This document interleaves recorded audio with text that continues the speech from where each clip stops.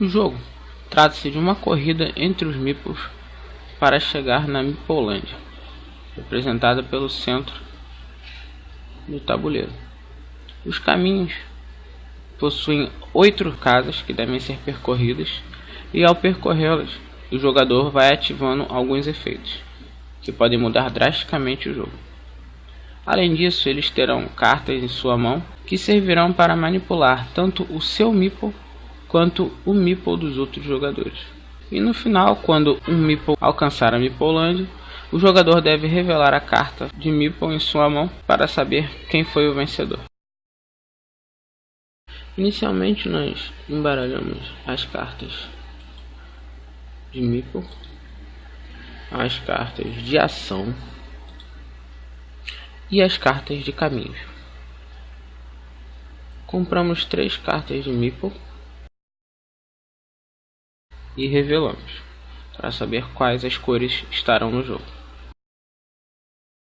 As outras não usaremos, já que para 2 e 3 jogadores temos somente 3 meeples. Cada um dos jogadores recebe uma carta e a outra volta para o monte. Agora 3 cartas de caminho são colocadas no tabuleiro, viradas uma para a outra.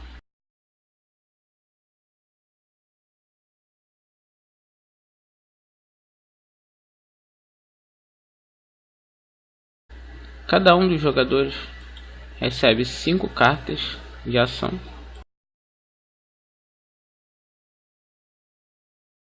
e o jogador inicial é o último jogador a ter ganho em uma partida de board game. Agora eu vou falar das cartas de ação. As cartas de ação existem para manipular os meeples. Os meeples dentro do jogo possuem 6 cores diferentes. Porém, há uma 7ª cor, que é o marrom. Esta cor pode manipular qualquer meeple de sua escolha. No caso, esta carta faz com que um meeple de qualquer cor ande uma casa. A outra possibilidade da carta de subir é possuir a cor do meeple que está no tabuleiro.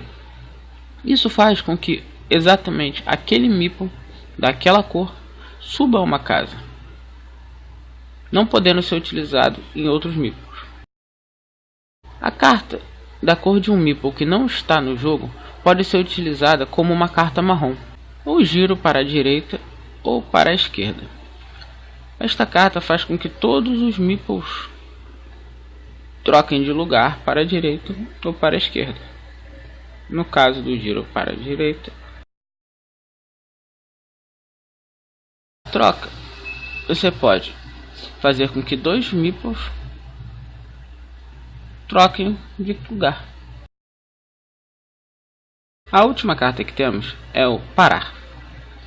O parar funciona da seguinte forma: ele para um meeple e o caminho durante um número de turnos descrito na carta. As cartas têm a numeração de 1 a 3 e ela diz respeito à vez do jogador. Então, se o meeple branco estiver parado,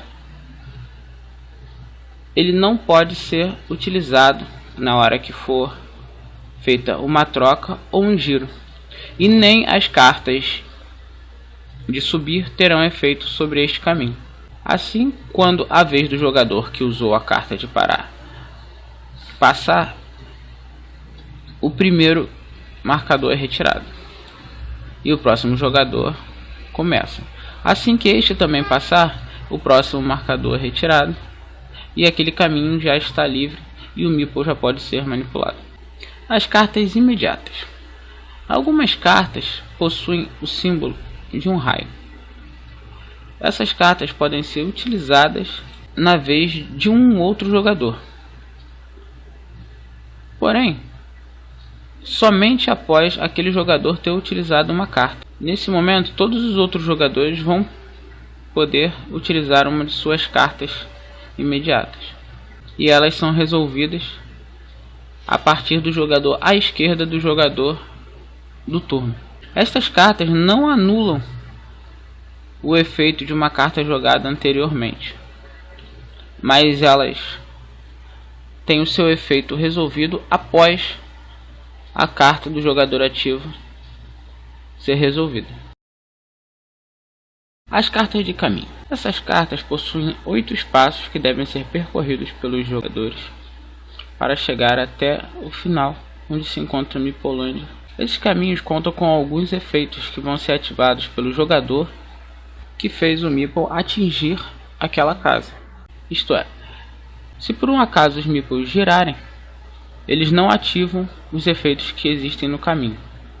Os possíveis efeitos são: comprar uma carta, este efeito, subir uma casa a mais, descartar uma carta e girar. Quando um Meeple sobe uma casa e cai em alguma dessas casas que possui efeito, esse efeito se ativa.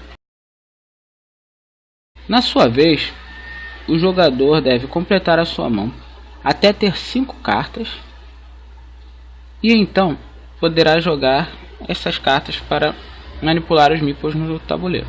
Após ter realizado as ações que desejava, ele deve passar o turno. Porém, deve jogar no mínimo uma carta de ação por turno. Neste exemplo, eu vou tentar cobrir algumas das possíveis jogadas que podem acontecer durante o jogo.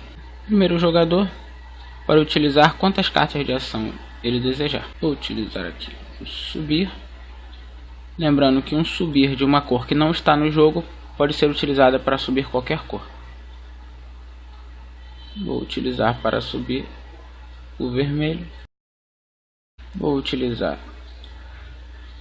um subir. No caso, sempre que o jogador ativo jogar uma carta, todos os outros jogadores têm direito a jogar uma carta de um raio. E é isso que ele vai fazer. Quando isso acontece, a carta do jogador ativo é resolvida e em seguida a carta com o raio. No caso, esta carta paralisa por 2 turnos o caminho e o Meeple. Eles não poderão ser movidos. O jogador ativo continua sua jogada, jogando uma carta de subir, mas agora para subir um Meeple branco,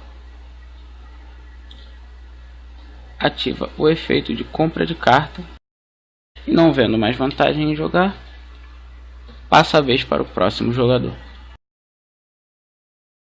Bom, na sua vez, o jogador deve completar a mão até possuir 5 cartas. Este já tem 4, só precisa de mais uma. Deve jogar suas cartas de ação e no mínimo uma carta. Quando o outro jogador passou a vez, havia 2 marcadores de parar nesta carta. Na vez dele, essa carta já estava ativa. Então, assim que ele passa o turno, um marcador é retirado. O jogador vai utilizar esta carta para subir o branco e esta carta para subir